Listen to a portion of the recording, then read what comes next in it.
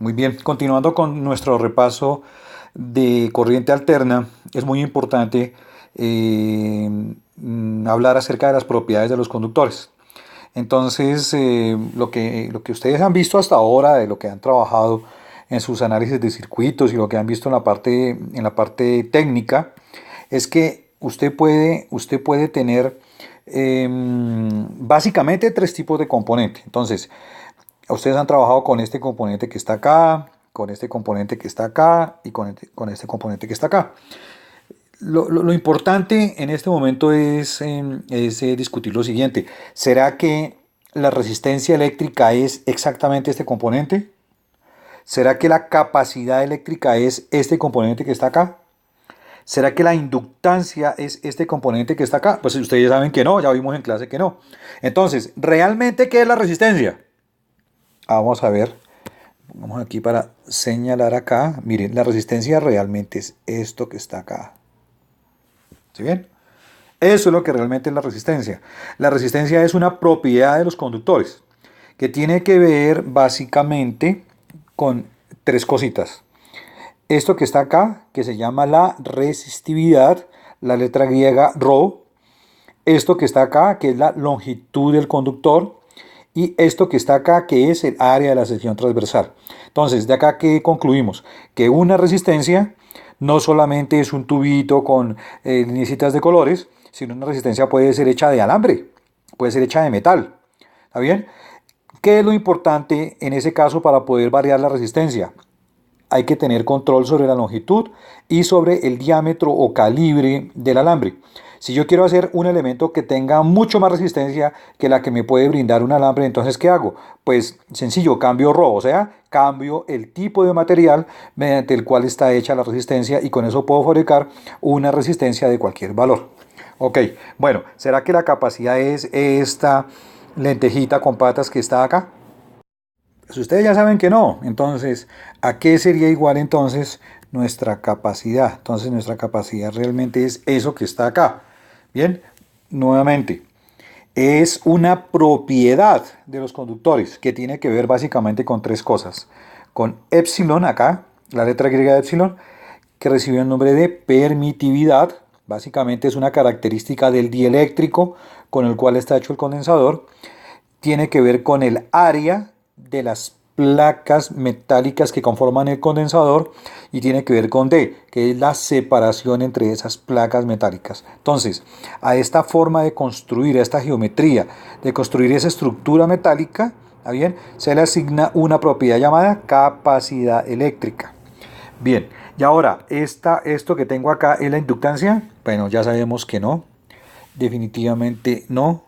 Entonces, ¿a qué es igual la inductancia? Entonces, la inductancia es exactamente eso que tenemos ahí. ¿Está bien? Es otra propiedad de los conductores que tiene que ver con qué parámetros. Bien, entonces tiene que ver con un parámetro que se llama mu, que es algo conocido como permeabilidad y tiene que ver con el núcleo magnético sobre el cual arrollamos o enrollamos o fabricamos la bobina. Tiene que ver con n cuadrado, el número de espiras, el número de vueltas que tiene la bobina elevado al cuadrado. Tiene que ver con el A, con el área de la sección transversal, con el tamaño de la bobina y tiene que ver con L, que es la separación entre las espiras. ¿Ok? Entonces, estos que están acá sí son los parámetros resistencia, capacidad e inductancia y como pueden observar son propiedades de los conductores. Para concluir, entonces podemos decir que aquí hay dos aspectos muy importantes a ser tomados en cuenta. Primero, que esta forma en que están expresados los componentes como propiedades de los conductores nos lleva a que existen dos clases de componentes, los componentes distribuidos y los componentes concentrados. Entonces, el componente distribuido es el componente, ya bien sea resistencia, capacidad o inductancia, natural presente en los conductores. Y los concentrados son los componentes que a propósito, que se diseñan, ¿está bien? Que se fabrican para que tengan una determinada resistencia, una determinada capacidad o una determinada inductancia. Bien, la otra cosa muy importante que hay que tener en cuenta es que básicamente resistencia, capacidad e inductancia, todas están hechas con conductor. Pero lo diferente entre ellas es que el efecto resistivo, capacitivo o inductivo se presenta de acuerdo con la forma o geometría del conductor. Esto es lo que realmente hace que un conductor se comporte como resistencia o que tenga capacidad o que tenga inductancia. En esta diapositiva observamos entonces una evolución de los conceptos físicos vistos anteriormente. Anteriormente habíamos visto el circuito como algo físico en donde hay electrones libres que se mueven, etc. Aquí lo que vamos a hacer es ver cómo se representa el circuito mediante un modelo matemático. Esa realidad física que ya acabamos de analizar, que acabamos de observar, ahora la vamos a describir simplemente con un modelo matemático. El modelo matemático básicamente lo que hace es describir y sobre todo predecir el comportamiento del circuito. Entonces ustedes ya saben que para análisis de circuitos el modelo matemático básico es algo que se conoce con el nombre de la ley de Ohm. ¿Está bien? Está acá.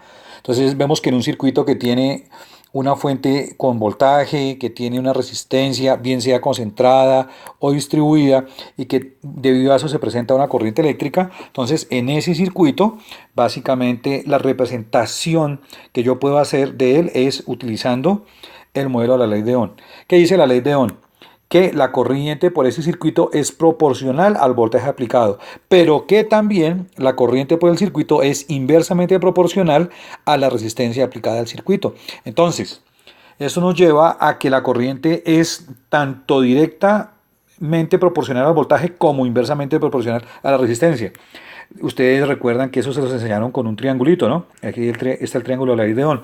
También tenemos aquí el triángulo de la ley de Watt, el triángulo de potencias, en donde la potencia del circuito va a ser igual a el voltaje por la corriente. Y sencillamente, si unimos estos dos modelos matemáticos acá, entonces fíjense, en lugar de poner aquí voltaje, como aquí voltaje es igual a I por R, entonces aquí colocamos I por R. Acá en este otro, en lugar de colocar corriente acá, colocamos B sobre R, que sale de acá, B sobre R, y tenemos la expresión completa del circuito. Recuerden que la potencia eléctrica puede ser igual a I cuadrado por R, o que la potencia eléctrica puede ser igual a B cuadrado sobre R. Es muy importante tener en cuenta el desarrollo, la evolución que ha tenido la electricidad. Entonces, lo que vimos en clase es que todo el cuento comenzó acá en el año 1600, cuando William Gilbert publicó el libro de Magnet. Básicamente es eso. Bien, entonces, hubo un primer hito acá en el año 1600. El siguiente hito en la historia de la electricidad fue en el año 1800, cuando Alessandro Volta inventó la pila, un método electroquímico para generar energía eléctrica. El siguiente ya lo tenemos acá en 1820, cuando nuestro amigo Hans Christian Oersted bien, descubrió la relación entre la corriente eléctrica y el campo magnético. ¿Qué quiere decir? Que cuando yo hacía circular corriente eléctrica por un conductor, alrededor del conductor se generaba un campo magnético, 1820. Y por último, tenemos acá 1831, cuando Michel Faraday descubre el efecto contrario. ¿Qué quiere decir? Que a partir de un campo magnético yo puedo generar corriente eléctrica. A ese fenómeno es el que se le conoce con el nombre de inducción electromagnética. En este video, entonces apreciamos el principio de Ørsted. Eso sucedió en el año 1820. Básicamente, ¿de qué se trata el asunto? Voy a adelantar esto rápido. Entonces, básicamente, les recuerdo que cuando yo hago pasar una corriente eléctrica acá por este conductor, entonces alrededor se va a formar un campo magnético que va a desviar la aguja de la brújula. Entonces, así fue que Ørsted se dio cuenta que cuando pasaba corriente eléctrica se producía un campo magnético. En esencia, esa fue, digamos, lo que vimos en ese video. Acá, a continuación, entonces observamos el instrumento, esta es una réplica del instrumento que él utilizó. Entonces, en la parte de arriba está el alambrito por donde se circula la corriente. Este mecanismo subía y bajaba para poder colocarle más intensidad o menos intensidad de campo magnético a la brújula, y aquí estaba la brújula que se deflectaba. Entonces, básicamente lo que hacía Oersted era, vamos a adelantar un poco aquí el video, aquí está, era conectarle un par de electrodos que estaban formando parte de un circuito a ese hilo conductor, ahí está, para que se desviara la brújula. Básicamente, fíjense, ahí la brújula cambiaba de posición. Ese es el principio de Oersted.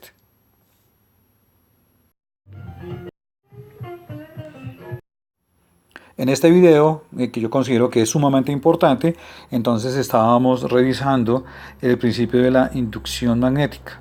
Entonces, básicamente, ¿de qué se trataba? Recuerden ustedes que lo que hacíamos era fabricar un experimento en donde teníamos un amperímetro de cero central para poder indicarnos con movimientos si la corriente iba en un sentido o iba en sentido contrario, una bobina hecha de muchas vueltas de alambre y un imán. Entonces el movimiento relativo entre el imán y la bobina básicamente lo que me hacía era inducir corriente eléctrica en ambos sentidos.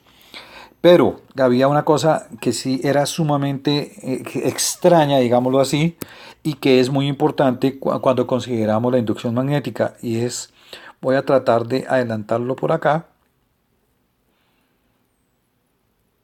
Bien, era acá, exactamente ahí.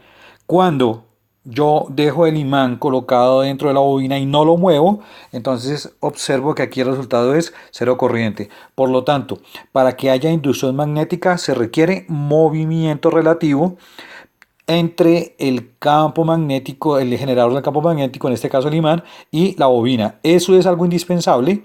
El campo magnético debe estar en movimiento para que se produzca aquí corriente eléctrica.